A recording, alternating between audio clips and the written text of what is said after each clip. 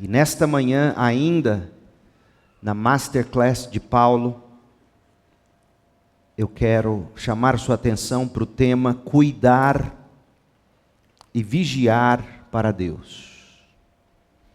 Nós estamos mergulhados já há algum tempo no capítulo 20, aprendendo com Paulo sobre liderança, sobre o ministério, sobre o tipo de igreja que você precisa para a sua vida, o tipo de pastor que você precisa para a sua vida, o tipo de líder e de pastor e de presbíteros que nossa igreja precisa ter. Atos capítulo 20, verso 28. Eu leio na NVT, a nova versão transformadora. Portanto, cuidem de si mesmos, Paulo diz aos presbíteros, cuidem de si mesmos e do rebanho sobre o qual o Espírito Santo os colocou como bispos. Paulo está se dirigindo aos presbíteros, como a gente lê no verso 17, o termo apropriado para descrever os homens que cuidam da igreja de Deus, o termo é presbítero. E como tais, eles têm essencialmente duas funções. A primeira delas, a de bispos ou supervisores, a fim de, e aí vem a segunda função, pastorearem sua igreja. Por isso que Paulo vai dizer em 1 Timóteo 5,17, que os presbíteros presidem como bispos, e eles se afadigam na palavra e no ensino, como pastores. Portanto, cuidem de si mesmos e do rebanho sobre o qual o Espírito Santo os colocou como bispos, a fim de pastorearem sua igreja comprada com seu próprio sangue. Eu sei que depois de minha partida surgirão em seu meio falsos mestres, lobos ferozes, que não pouparão o rebanho. Até mesmo entre vocês se levantarão homens que distorcerão a verdade a fim de conquistar seguidores. Portanto, vigiem. De onde vem o título para esta exposição bíblica, cuidar e vigiar, vem do primeiro imperativo, no verso 28, cuidem, e do verso 31, vigiem. A pregação expositiva é isto, você identifica a ideia central do texto, e a ideia central do texto é o tema do sermão. Biblicamente, nós não podemos ler o texto, fugir do texto e nunca mais voltar para o texto. Verso 31, portanto, vigiem, lembrem-se dos 3 anos que estive com vocês, de como dia e noite nunca deixei de aconselhar. É outro papel de presbíteros, pastores, bispos. Eles são conselheiros bíblicos. Nunca deixei de aconselhar com lágrimas cada um de vocês. Até aqui a palavra de Deus. Meu povo, nós somos responsáveis uns pelos outros. Dom Marcos Barbosa, monge beneditino, ele traduziu em 1954 um dos clássicos da literatura ocidental, escrito em 1945. Dom Marcos Barbosa traduziu do francês esta frase, que talvez você conheça. Tu te tornas eternamente responsável por aquilo que cativas. Recentemente, em 2013, visando a uma escrita atualizada, Ferreira Goulart, que foi poeta premiado, na tradução que também fez do francês, optou por estas frases, ou estas palavras, abre aspas, você é eternamente responsável por aquilo que cativou. Quem disse isso? Qual é a origem dessa frase? Bem, eu penso que você deve saber, afinal era, não sei se ainda é, leitura obrigatória no ensino fundamental da maioria das escolas. Nós estamos falando de O Pequeno Príncipe, escrito por Antônio de Saint-Exupéry. Essa frase ela foi proferida pela raposa ao protagonista, o Pequeno Príncipe. A raposa estava expondo ao garoto que, ao se tornarem amigos e criarem laços afetivos, eles ficaram responsáveis um pelo outro. A essência da frase está na ideia de que, preste atenção, relacionamentos significativos, eles sempre devem vir acompanhados da responsabilidade de se cuidar e de se nutrir esses vínculos. Alguns intérpretes deste clássico tomam essa frase tão conhecida para ressaltar que os laços emocionais, eles não são apenas uma questão de sentimento. Nossos laços emocionais devem extrapolar ao mero sentimento de gostar ou de amar ao outro. Envolve também o compromisso, a responsabilidade mútua, concreta. E a gente sabe disso da Bíblia. A fé sem obras é morta.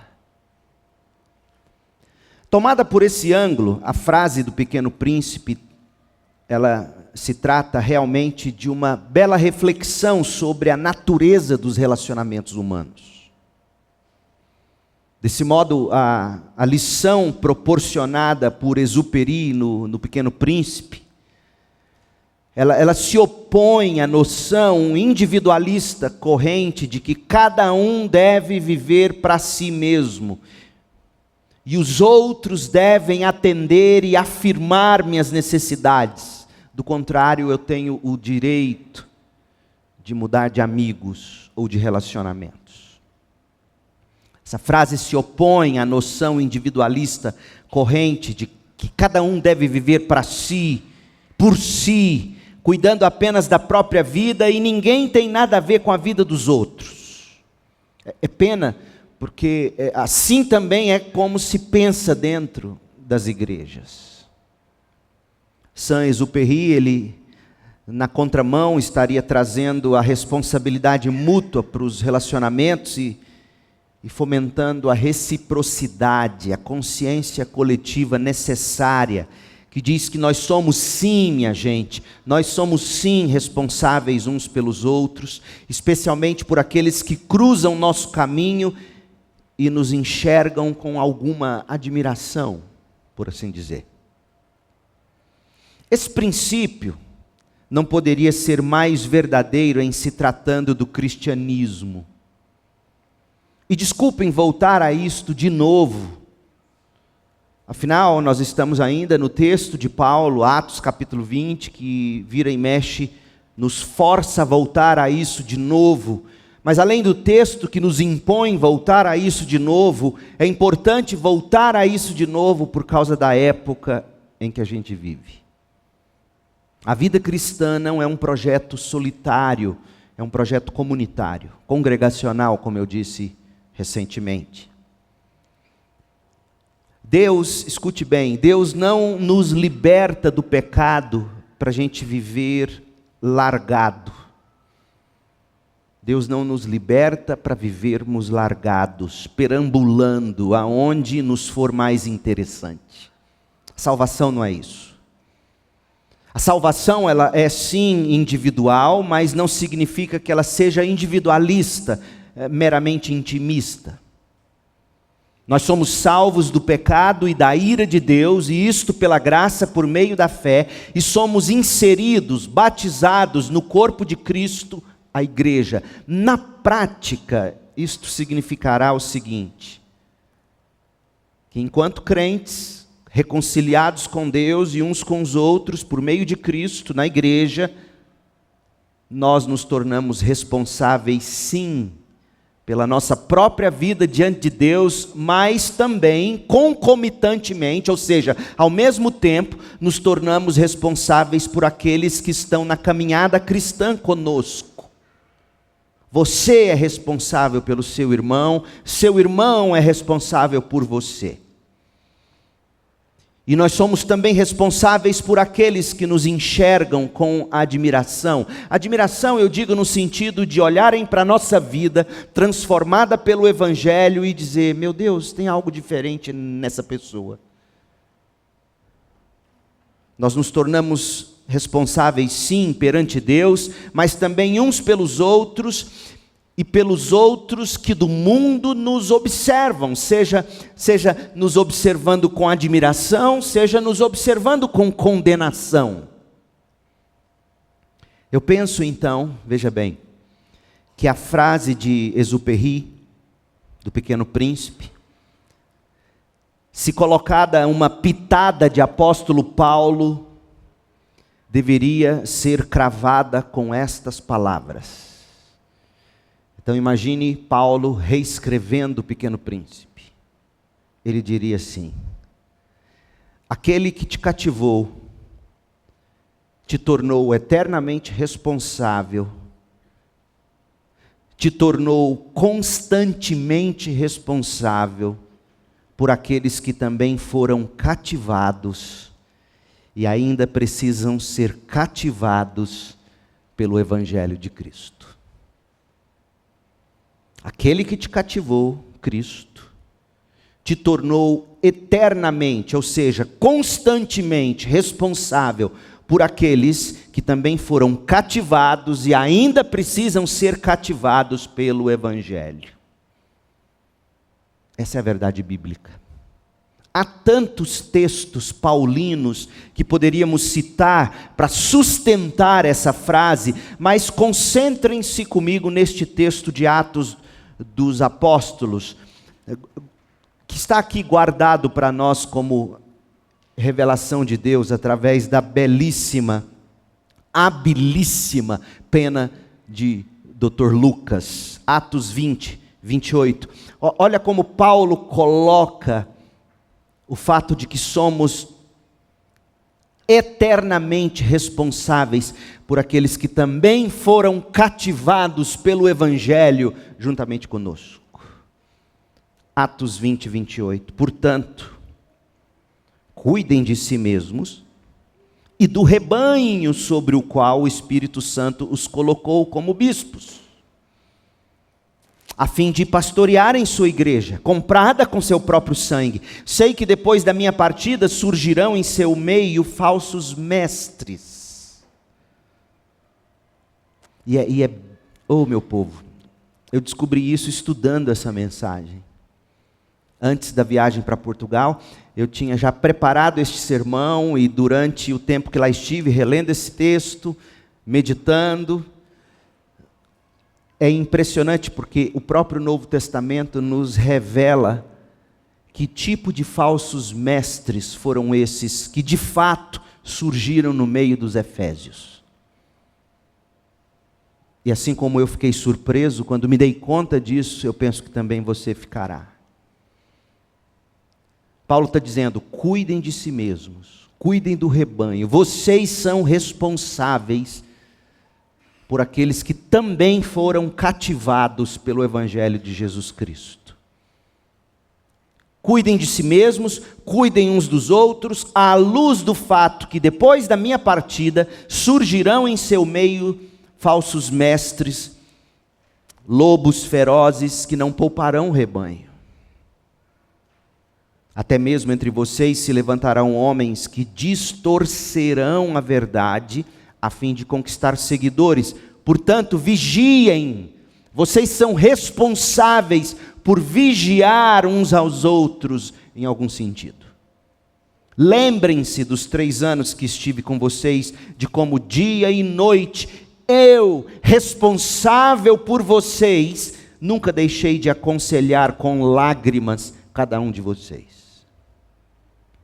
Em uma sentença, nós somos responsáveis uns pelos outros. Como igreja, nós somos responsáveis por cuidar uns dos outros, responsáveis por vigiar uns pelos outros, ou para soarmos como uma mistura de O Pequeno Príncipe e o apóstolo Paulo, abre aspas, aquele que nos cativou, nos tornou eternamente, constantemente responsáveis por aqueles que também foram cativados e ainda precisam ser cativados pelo Evangelho. O nosso texto, Atos 20, de 28 a 31, ele é um recorte do sermão de despedida que Paulo pregou aos presbíteros de Éfeso. Eles estavam reunidos com Paulo no porto de Mileto. A mensagem completa começou no verso 18 e vai terminar no verso 35. E uma maneira, a título de recapitulação, uma maneira de resumir a primeira parte desta fala que nós já estudamos, a fala que vai do verso 18 até o verso 27, uma maneira de resumirmos é a seguinte. Paulo diria, eu me tornei eternamente responsável por vocês, eu fiz tudo pela salvação de vocês. E Paulo demonstra como ele fez isso. Paulo serviu a Deus no serviço que prestou a eles, versos 18 a 21. Paulo também modelou, exemplificou para eles o que é viver para Deus, verso 22 a 24. E Paulo foi fiel a Deus em tudo que ele fez por eles e para eles, versos 25 a 27. Paulo, gente, nós estudamos isso, ele viveu uma vida de profunda humildade. Ele trabalhou duro com as próprias mãos. É isso que significa, na prática, se sentir responsável pelos outros. Humildade, trabalho duro, lágrimas dolorosas. Ele sofreu provações incessantes. Paulo jamais deixou de se entregar com dedicação total, ensinando a eles, nós estudamos, todo o desígnio de Deus. É isso que na prática significa o que é ser responsável um pelo outro. Paulo, nós vimos, ele não recuou diante de qualquer dificuldade, de qualquer perigo. Ele não recuou quando ele teve que ensinar doutrinas difíceis, não de serem entendidas, mas de serem engolidas. Como, por exemplo, a depravação total do homem, a condenação justa de Deus sobre o pecador que não se arrepende e não se refugia em Cristo por meio da fé. Paulo fez tudo o que pôde para libertá-los da destruição, da incredulidade e da desobediência, para levá-los à vida e alegria eternas. Nós vimos isso. Como o apóstolo Paulo poderia ter cunhado uma frase bem melhor do que a de Exupéry em O Pequeno Príncipe, dizendo: aquele que nos cativou, nos tornou eternamente, constantemente responsáveis por aqueles que também foram cativados e ainda precisam ser cativados com o Evangelho. Segunda Igreja Batista em Goiânia, meus irmãos, minhas ovelhas amadas, nós somos, sim, responsáveis uns pelos outros. E se você acha que não, você está na igreja errada. Nós devemos satisfação, sim, uns aos outros. Nós somos, sim, responsáveis pela saúde espiritual uns dos outros. Nós somos responsáveis pela salvação e a santificação uns dos outros. Outra maneira de dizer isto é na forma como Paulo escreveu aos Romanos. Abre em Romanos 1, verso 13, e veja o que ele disse. Do 13 ao 15, Romanos 1, de 13 a 15. Quero que saibam, irmãos em Roma,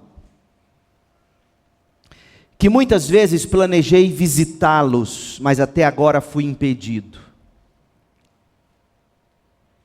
Meu desejo é trabalhar entre vocês e ver frutos espirituais como tenho visto entre os gentios. E por que Paulo tinha esse sentimento? De estar com eles, visitá-los, trabalhar entre eles, colher frutos espirituais entre eles. Por que Paulo tinha esse sentimento? Ele explica no verso 14. Porque me sinto responsável por vocês. Não é esta a palavra que ele usa? Na NVT é assim: pois sinto grande obrigação.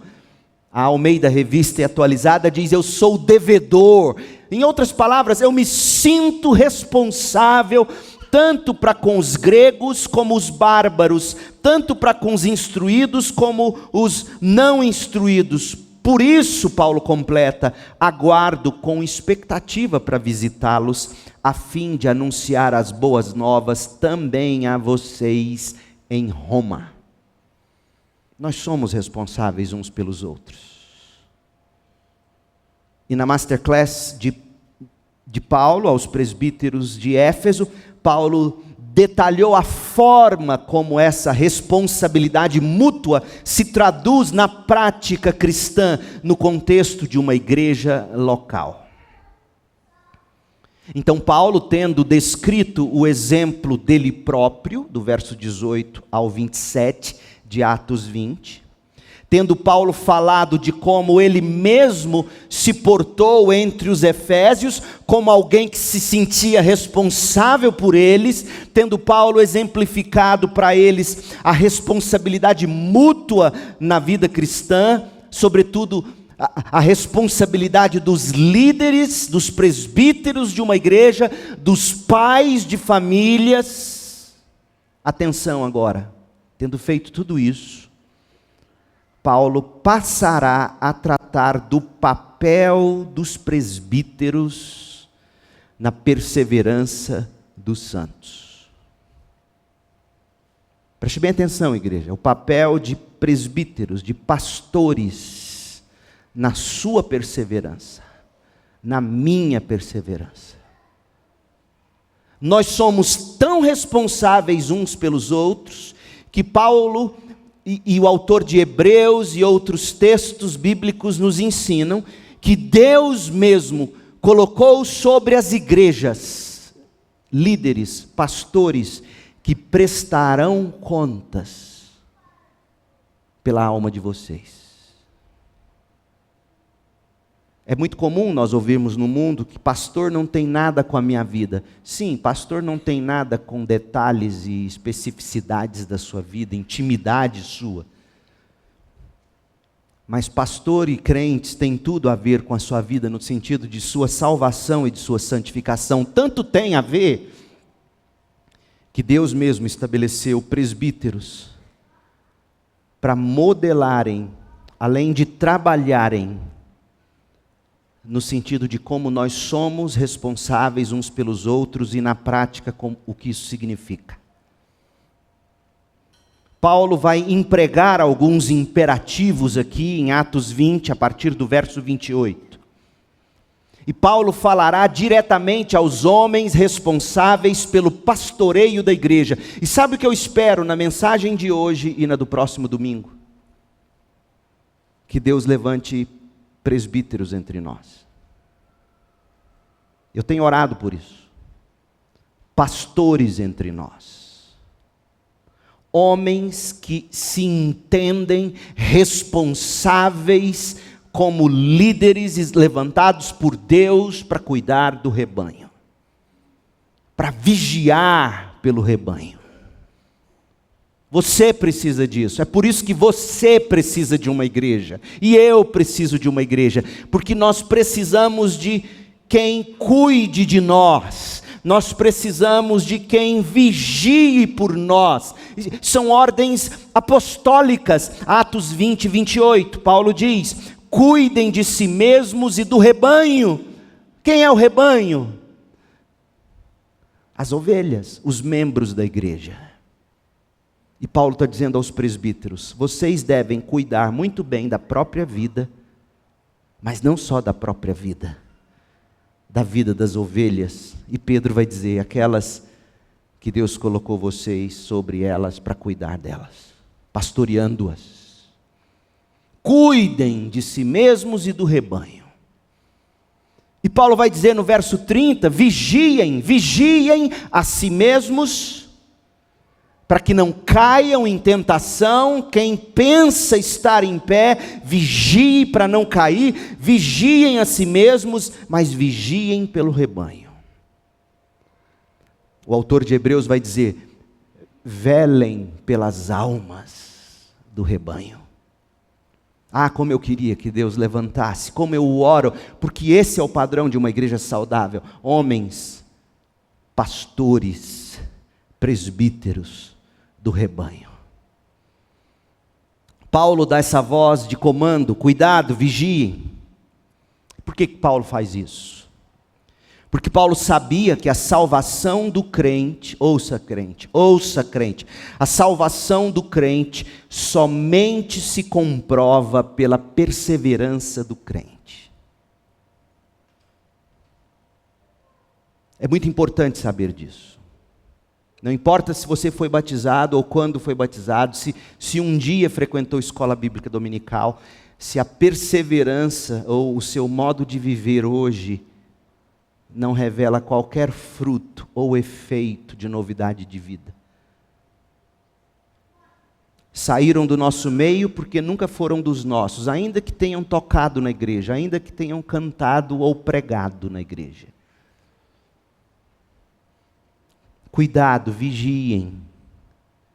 Porque Paulo sabia que a salvação do crente somente se comprova pela perseverança do crente. Ou seja, quem foi salvo da pena do pecado, está sendo salvo do poder do pecado. E somente assim, perseverando em santidade, lutando contra o poder do pecado, comprovando a sua salvação, é que será salvo da presença do pecado. Salvação, portanto, ouça bem, não se assustem, regozijem-se, crentes. Salvação é uma palavra que envolve várias coisas. Você precisa saber disso. Porque tem muita gente dizendo: eu fui salvo, um dia eu levantei a mão, preenchi um cartão, fiz uma classe de preparação de batismo, fui batizado, cantei, fui da juventude, mas hoje, estou com Deus, eu e Deus, estamos bem. Espera aí. Salvação não é isso. Salvação é uma palavra que envolve, primeiro, eleição. Segundo, regeneração.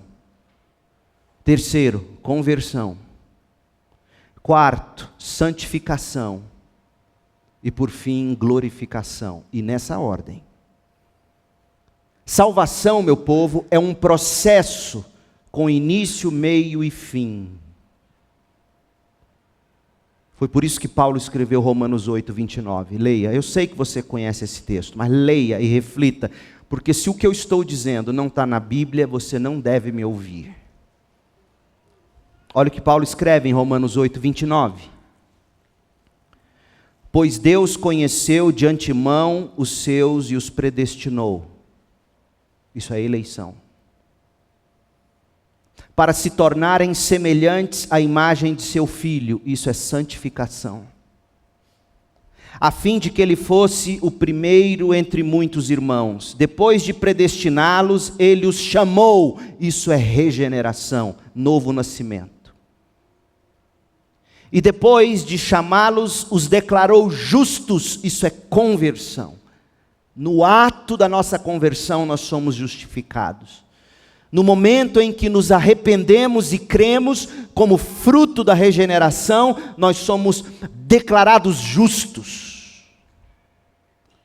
E depois de declará-los justos, lhes deu sua glória, isto é glorificação. Percebeu, crente? Você não pode dizer que foi justificado se a sua vida não está sendo a semelhança da imagem do Filho Jesus Cristo. Não existe salvação sem santificação.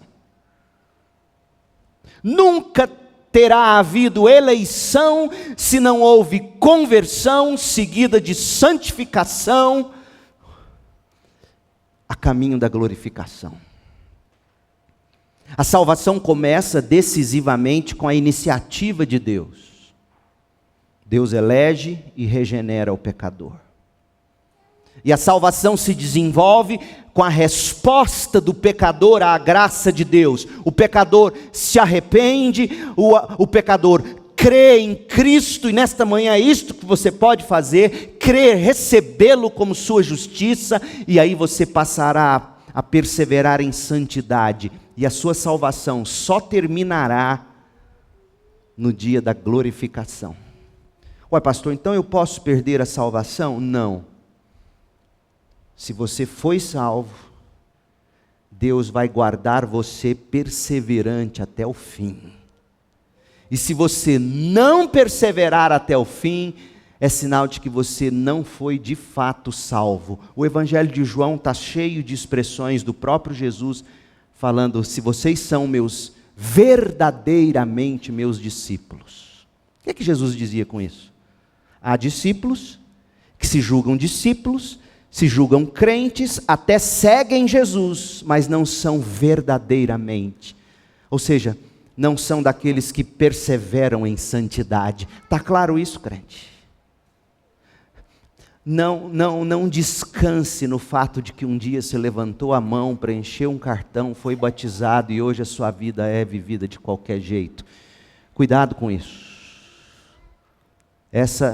Esses exemplos fazem parte, ao meu ver, daquilo que Jesus diz em Mateus 7.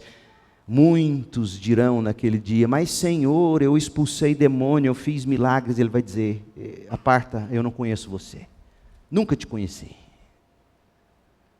Eu não estou te assustando nesta manhã, eu estou nesta manhã chamando sua atenção para algo que raramente você vai ouvir dos púlpitos nos dias em que vivemos.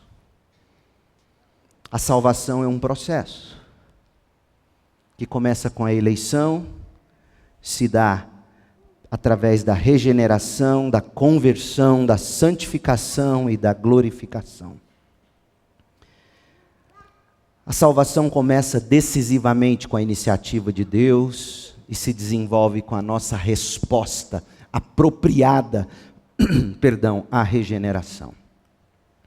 Foi por isso que Paulo escreveu esta que poderia ter sido a estrofe de um cântico, ou de um hino da igreja primitiva, Romanos 11:36. Olha o que Paulo disse: pois todas as coisas vêm dele.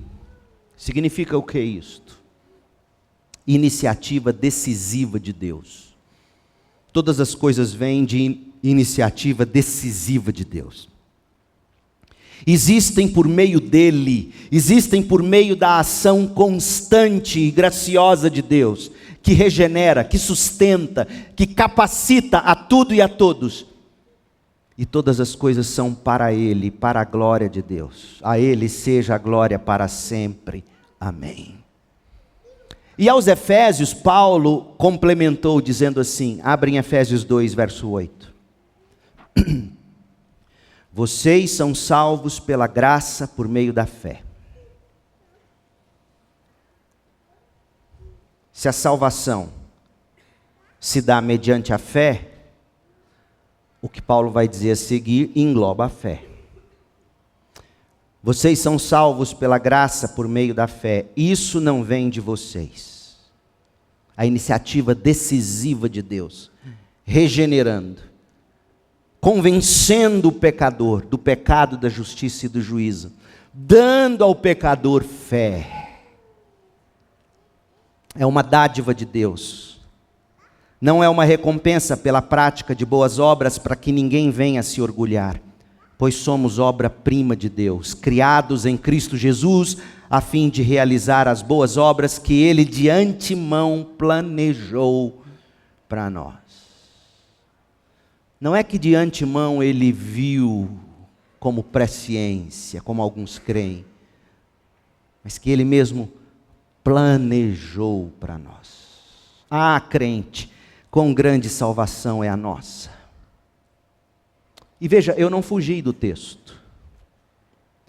Eu disse tudo isso para dizer que nós somos responsáveis uns pelos outros neste processo chamado salvação. Somos responsáveis uns pelos outros na perseverança que dá a comprovação de nossa salvação. Paulo não poderia ser mais explícito quando ele escreveu 1 Coríntios 15, dê uma olhada, verso 1. 1 Coríntios 15, verso 1. Agora, irmãos, quero lembrá-los do evangelho, das boas novas que lhes anunciei anteriormente. Vocês as receberam e nelas permanecem firmes. São essas boas novas, é este evangelho, são estas boas novas que os salvam, se continuarem a crer na mensagem como lhes anunciei. Do contrário, sua fé é inútil. Percebe o tamanho desse se na nossa salvação? Somos salvos se permanecermos crendo na mensagem tal como os apóstolos nos anunciou.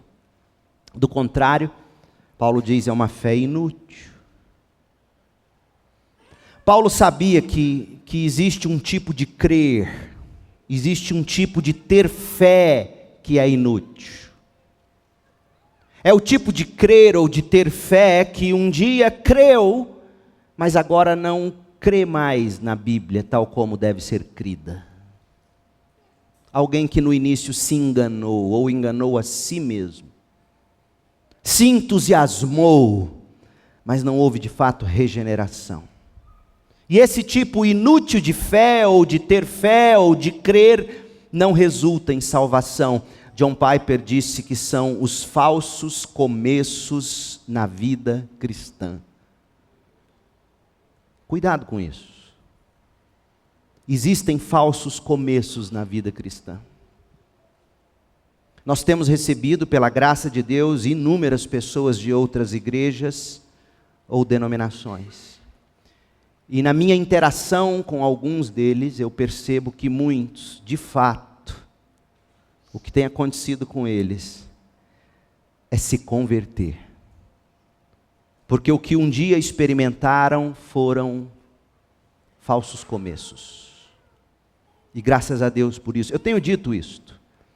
A igreja dita evangélica brasileira é o maior campo missionário no Brasil hoje. Quantas pessoas com falsos começos na vida cristã. Sabe o que isso significa? De uma forma muito prática, significa que uma vez que tenha investido parte de sua vida, ouça crente, uma vez que você tenha investido parte da sua vida em pessoas ou em algum ministério, você jamais poderá se afastar e dizer algo irresponsavelmente, algo do tipo, bem, eu ensinei tudo o que você precisava saber. Você recebeu o que eu te ensinei, então agora você está seguro, protegido, você foi batizado. Tchau, siga a sua vida. Eu vou investir noutros grupos, noutras pessoas. Se virem sozinhos. Durante muitos anos foi assim que os batistas atuaram. Demos ênfase exagerada no id, que não é imperativo, diga-se de passagem, e nos esquecemos do imperativo que é façam discípulos. Durante muitos anos, nós batistas investimos no fato de que vamos trazer visitante, o pastor vai fazer o apelo, mãos serão levantadas, elas serão levadas para a salinha de preparação, vão passar ali alguns meses estudando, aí vão entrar no batistério, glória a Deus, cumpri minha parte, bola para frente. Muitos fizeram isso com os próprios filhos, sem terem, contudo, de fato, discipulado. Não é à toa que muitas igrejas estão cheias de crentes com falsos começos, crentes não regenerados. Não é à toa que a assembleia de igreja é uma desculpa para pancadaria, Mike Tyson versus, sei lá o que, Rock Balboa.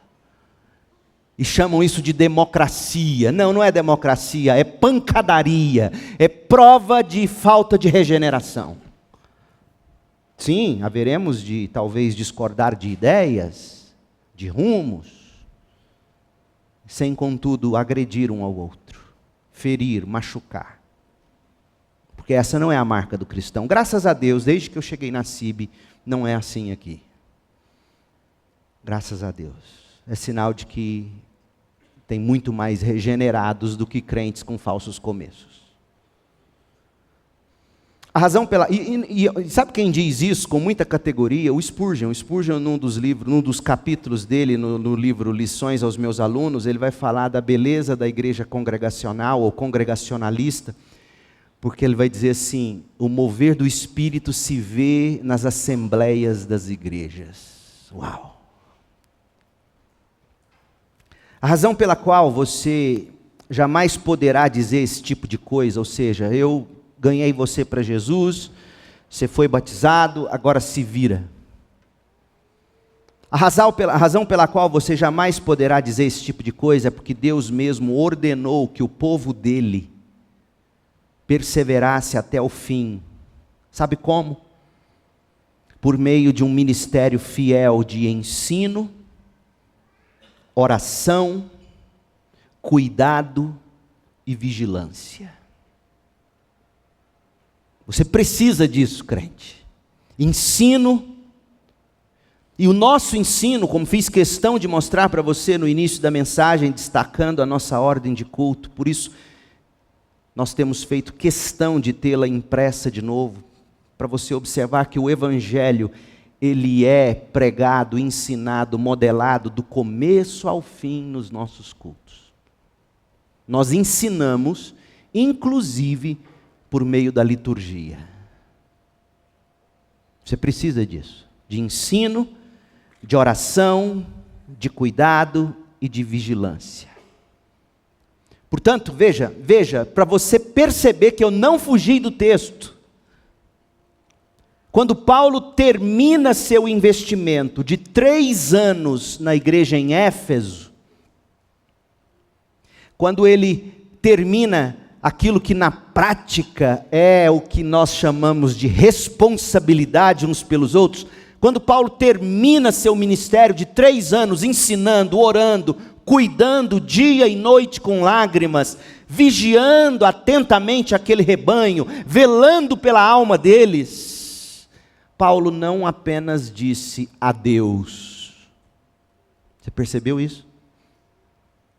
Ele não disse simplesmente tchau, adeus, agora eu vou para Jerusalém, de lá só Deus sabe, eu espero que vocês agora consigam perseverar sozinhos. Não, Paulo não tinha tempo de dizer tchau para todo mundo da igreja de Éfeso, mas ele se sentiu responsável por chamar os presbíteros e dizer: vocês precisam continuar o que eu comecei. É assim que se termina um ministério. É assim que, pela graça de Deus, eu quero terminar aqui. Não é simplesmente dizendo adeus, tchau, cansei dessa igreja, cansei de Éfeso, cansei desse povo, se virem. Não. Paulo não fez isso. O que Paulo fez? Paulo garantiu que haveria presbíteros que ficariam estabelecidos na igreja. E que esses homens continuariam de onde Paulo parou. Esses presbíteros seguiriam ensinando, orando, cuidando e vigiando da mesma maneira como eles viram o próprio Paulo fazer, como eles mesmos aprenderam do próprio Paulo em carne e osso. Você consegue enxergar isso aqui, crente? Paulo sabia que não bastava ele deixar aqueles irmãos e dizer: pronto, fiz meu papel, agora cada um por si e Deus por todos. Não. Paulo deixou pastores, homens, com a responsabilidade de reproduzirem o que Paulo começou a fazer entre eles. E antes de Paulo, você se lembra quem? Você se lembra quem? Apolo.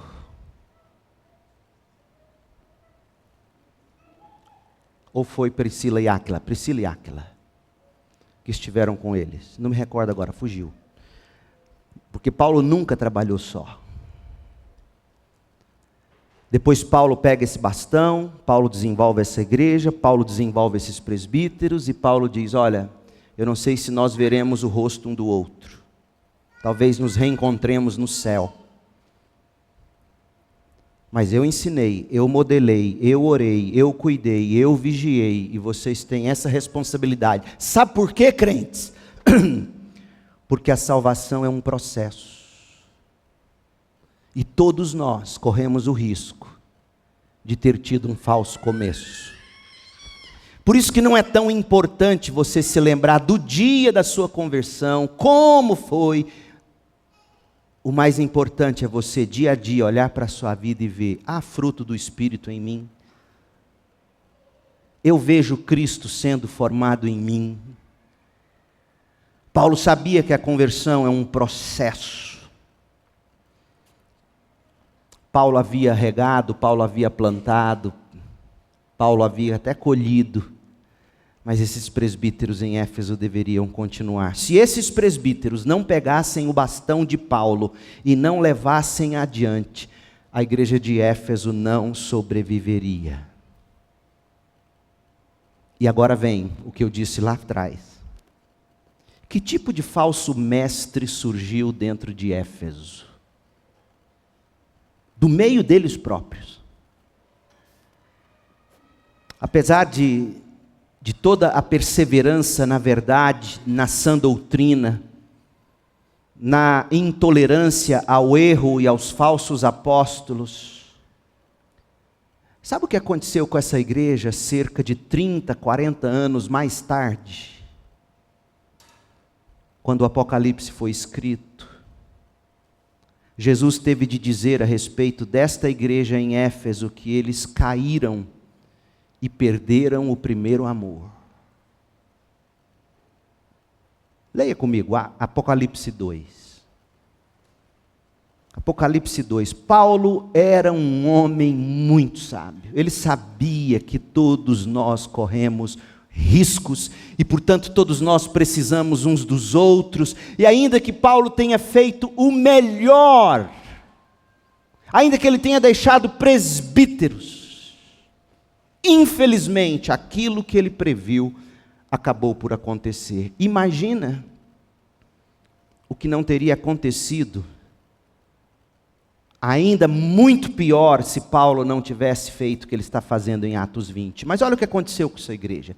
E olha o tipo de falso profeta que surgiu nesta igreja. E aqui há um alerta para igrejas do tipo da nossa, que prezamos pela doutrina, que nos agarramos aos símbolos de fé, que amamos o que aprendemos e recebemos da reforma protestante, dos batistas, historicamente. Há um risco, e o risco é este. Apocalipse 2, de 1 a 7. Escreva esta carta ao anjo da igreja em Éfeso. Provavelmente, uma alusão ao grupo de pastores, ou ao pastor titular, o presbítero presidente entre os demais. Porque a gente sabe que a igreja de Éfeso não tinha só um presbítero. A gente sabe que ela tinha vários presbíteros. Esta é a mensagem daquele que segura na mão direita as 7 estrelas, as 7 igrejas. Ou seja, essas igrejas só não se sucumbiam porque era o próprio Cristo quem as sustentava. Mas de modo muito especial, Jesus diz isso em relação a Éfeso. Éfeso só não tinha ainda implodido porque o próprio Cristo a segurava na mão. Daquele que anda entre os 7 candelabros de ouro, entre as 7 igrejas, o Espírito de Cristo. Aí Jesus diz sobre a igreja de Éfeso: sei de tudo o que você faz. Eu vi seu trabalho árduo, aprenderam isso com Paulo. Eu vi sua perseverança. Eu sei que vocês não toleram os perversos, fazem bem. Examinaram as pretensões dos que se dizem apóstolos, mas não são, portanto, é plenamente permitido, e não apenas permitido, necessário examinar quem são os verdadeiros pastores, presbíteros, apóstolos, diáconos. Examinou as pretensões dos que se dizem apóstolos, mas não são, e descobriu que são mentirosos. Sofreram por meu nome com paciência, sem desistir. Contudo, tenho contra você uma queixa, diz o Senhor Jesus. Você abandonou o amor que tinha no princípio. Para mim, esses falsos mestres em Éfeso ensinaram doutrina em detrimento do amor. E quando a doutrina descarta o amor, vira farisaísmo, é doutrina de demônio. Gente, como é importante a gente saber disso. E quando o amor perde a doutrina, vira liberalismo, é doutrina de demônio. Então veja, falsos mestres não são apenas aqueles que ensinam o erro, sendo eles cheios de amor. Porque geralmente os falsos mestres são assim. Os teólogos liberais, os pastores liberais teologicamente, geralmente eles descartam a verdade, pervertem a verdade, mas você vai conviver com eles, eles são gente boa, são amorosos. Esse é um tipo de falso mestre. Fala mansa, amoroso, cheio de erro. Mas tem um outro tipo de falso mestre. Cheios da verdade, sem contudo destilar uma gota sequer de amor. Doutrina sem amor é doutrina de demônio. Olha que Jesus diz: contudo, tenho contra você uma queixa, você abandonou o amor que tinha no princípio, amor por Deus. Amavam a doutrina, amavam examinar os falsos apóstolos, amavam defender a verdade, amavam ser batistas, mas não amavam Deus, não amavam o próximo. Como isso é importante na era em que a gente vive. Irã invade Israel e os crentes dão um pulo de ódio. Ideologias diversas fazendo a gente ser pela verdade sem amor. Isso é falso profeta. Eu não preciso nem te pedir desculpa por dizer isso, porque é o que a Bíblia está nos mostrando num exemplo claro que foi o que aconteceu com Éfeso. Pela verdade, desmascarando falsos apóstolos mentirosos, mas tudo sem amor. Perderam o primeiro amor. Caíram, porque o verso 5 diz: veja até onde você caiu, arrependa-se e volte a praticar as obras no início. Ou seja, doutrina com amor. Do contrário, virei até você e tirarei o seu candelabro do seu lugar entre as igrejas. Mas há isto a seu favor: você odeia as obras dos nicolaítas, como eu também odeio. A palavra Nike vem daqui, nicolaítas, de vitória. Nicolaítas, um povo vitorioso. Aparentemente eles promoviam falsos ensinamentos, doutrinas falsas, idolatria, imoralidade, como os discípulos de Balaão, lá em Pérgamo, Apocalipse 2,14, como o caso dos discípulos de Jezabel, lá em Tiatira, Apocalipse 2,20. Mas a igreja de Éfeso se opunha a eles, como Pérgamo não se opôs, mas fazia sem amor. Quem tem ouvidos para ouvir, ouça o que o Espírito diz às igrejas. Ao vitorioso darei o fruto da árvore da vida que está no paraíso de Deus. Meu povo, como nós temos de tomar cuidado na era em que a gente vive? Onde declaradamente há uma guerra contra o Evangelho, há uma guerra contra a verdade, há uma guerra contra a igreja, há uma guerra contra os crentes. Ninguém pode negar isso. Só que as armas da nossa guerra não podem ser do tipo, sim pela verdade, sem amor. Isso seria uma característica de um falso profeta. O que aconteceu em Éfeso? Gente que conhecia toda a lei de Deus, todos os estatutos, todas as regras parlamentares, eram pela verdade, mas não tinha amor. E veja o quanto Paulo ensinou sobre amor. Sabe para quem? Para o pastor de Éfeso. Você lembra quem foi o pastor de Éfeso? No início, logo depois de Paulo? Timóteo. Eu fiz uma busca pela palavra amor nas 2 cartas que Paulo escreveu a Timóteo. E é impressionante. Deixa eu te mostrar alguns textos. 1 Timóteo 1:3. Você precisa de igreja e você precisa de líderes e de pastores e de presbíteros que ensinem para você a verdade, vestidos de amor. 1 Timóteo 1:3. Quando parti para Macedônia, Timóteo, pedi a você que ficasse em Éfeso e advertisse certas pessoas de que não ensinassem coisas contrárias à verdade, nem desperdiçassem tempo com discussões intermináveis sobre mitos e genealogias que só levam a especulações sem sentido, em vez de promover o propósito de Deus que é realizado pela fé. Você consegue ver já aqui esses falsos mestres discutindo coisas que só dividiam a igreja? Ainda que fossem verdades, mas ditas de um modo que causa divisão, que causa ferida. Verso 5, o alvo da minha instrução é o amor. Uau! O que faltava nesses falsos mestres? Não era verdade, não era doutrina. Sim, deveria haver mentirosos, deveria haver gente com falsas doutrinas. Nós lemos isso em Apocalipse 2. Mas principalmente, faltava amor. Amor a Deus, amor pelo próximo. O alvo de minha instrução é o amor que vem de um coração puro, de uma consciência limpa e de uma fé sincera. Alguns, porém, se desviaram dessas coisas e passam o tempo em discussões teológicas inúteis. Meu povo, nós não fomos chamados para debater doutrina.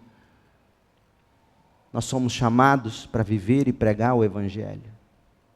Nessa igreja jamais deverá haver o tipo de debate. Batistas particulares, batistas gerais, batistas calvinistas, batistas arminianos. Se não houver amor, essas coisas só causarão feridas. São discussões inúteis nesse contexto. O alvo da minha instrução é o amor. Alguns, porém, se desviaram dessas coisas e passam o tempo em discussões inúteis. Querem ser conhecidos como mestres da lei, mas não sabem do que estão falando, embora o façam com tanta confiança. Você poderia ler também 1 Timóteo 1,12. Agradeço àquele que me deu forças, Cristo Jesus, nosso Senhor, que me considerou digno de confiança e me designou para servi-lo, embora eu fosse blasfemo, perseguidor e violento. Contudo, recebi misericórdia, porque agia por ignorância e incredulidade. O Senhor fez sua graça transbordar e me encheu da fé e do amor que vem de Cristo Jesus. O que caracterizava Paulo quando ele era fariseu? Desamor. Verdade sem amor é a marca do farisaísmo. E a do liberalismo é amor sem verdade. E esses dois extremos caracterizam dois tipos de falsos mestres. O que Paulo se tornou tão logo se converteu a Cristo? Alguém cheio de fé e de amor. 1 Timóteo 2,15, mas as mulheres serão salvas dando à luz filhos, desde que continuem a viver na fé, no amor e na santidade. Há outros textos, você poderia, depois façam isso, peguem uma concordância bíblica e procurem pela palavra amor nas 2 cartas de Paulo a Timóteo.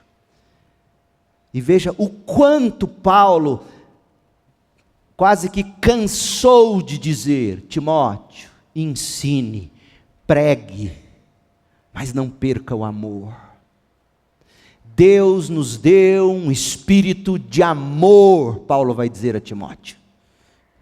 Paulo vai dizer a Timóteo em 2 Timóteo 2, de 22 a 26, que você tem que instruir com mansidão os que se opõem, sim pela verdade, sem perder o amor. Apesar de tudo isso, essa igreja perdeu o amor, falsos mestres surgiram entre eles. E a minha oração é que a nossa perseverança para a salvação seja caracterizada por uma igreja que crê na verdade, que não abandona suas raízes históricas, os símbolos de fé de nossa herança protestante, reformada, batista. É muito triste ver colegas colocando o nome na porta das igrejas, igrejas batista reformada. Lá em Portugal, por exemplo, reformado é aposentado. Aí o sujeito chega lá em Portugal, dividindo a igreja, e coloca Igreja Batista Reformada. O português passa e vai pensar assim, não conhece o Evangelho, é católico, às vezes ateu, vai ler, vai dizer, aqui tem uma igreja batista só de aposentados. Porque é isso que significa, quando você se reforma lá, você se aposenta. Batistas não precisam acrescentar o adjetivo reformado.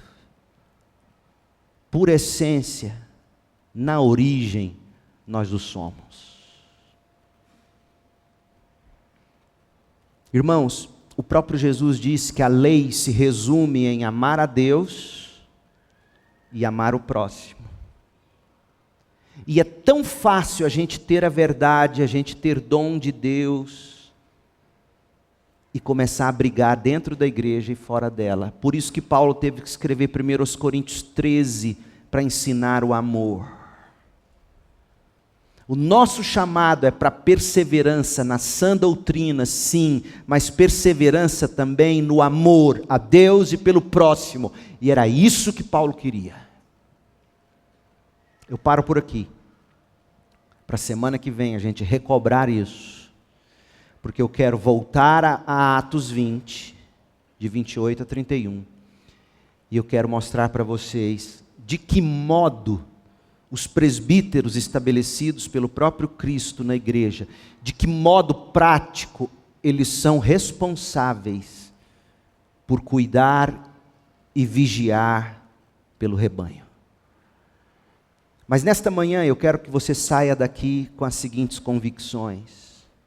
Primeira, tome cuidado, porque é muito fácil ter um falso começo na vida cristã. Sim, você deve ter professado sua fé um dia, deve ter sido batizado e tudo mais, mas como é que é a sua vida, os frutos? Segundo lugar, você precisa de uma igreja local, que cuide de você, que vela por você, que vigia por você, porque Deus mesmo estabeleceu presbíteros para fazerem isso e modelar isso, para que todos nós exerçamos isso, cuidado e vigilância uns pelos outros. Você precisa de uma igreja. E por fim, você precisa, para estar nesta igreja, arrepender-se, crer, professar sua fé pelo batismo e se inserir na igreja. Você precisa disso. E você precisa deixar os crentes cuidarem de você. E você precisa buscar maneiras práticas de cuidar dos crentes. Uma ligação, um áudio, uma mensagem, um almoço, um café, uma visita. Cuidado uns pelos outros, vigilância uns pelos outros. Vocês têm que ser do tipo que deve permitir o irmão, em amor, chegar em você e dizer: cuidado com esse caminho. E você precisa ser o tipo de irmão ou de irmã que, em amor, dirá isso aos demais. Que Deus te abençoe com graça, misericórdia e paz. Oremos. Pai querido, em nome de Jesus Cristo, que o Senhor mesmo cuide de levantar dentre nós presbíteros, pastores, e que o Senhor faça de nós uma igreja que cuida e vigia uns pelos outros. Ó Deus, dá-nos a convicção de que somos uma igreja e que precisamos ser assim e viver assim. Ó Deus, livra-nos dos falsos começos. Pessoas que creram de forma inútil, errada, enganando a si mesmas. Ó Deus, dá-nos consciência da verdade e produza em nós frutos de arrependimento. Ó Deus, pegue os 5 pães e 2 peixinhos que eu entreguei aqui nesta manhã e multiplique. Há tanto mais que o Senhor precisa e pode fazer através de tudo que foi explorado.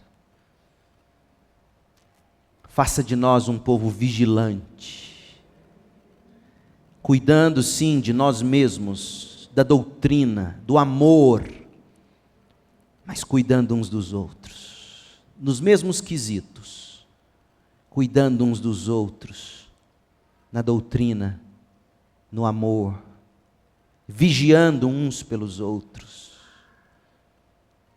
Ó Deus, misericórdia de nós. Eu peço que a graça do Senhor Jesus Cristo, o amor de Deus Pai e a comunhão do Espírito estejam sobre nós hoje e para sempre.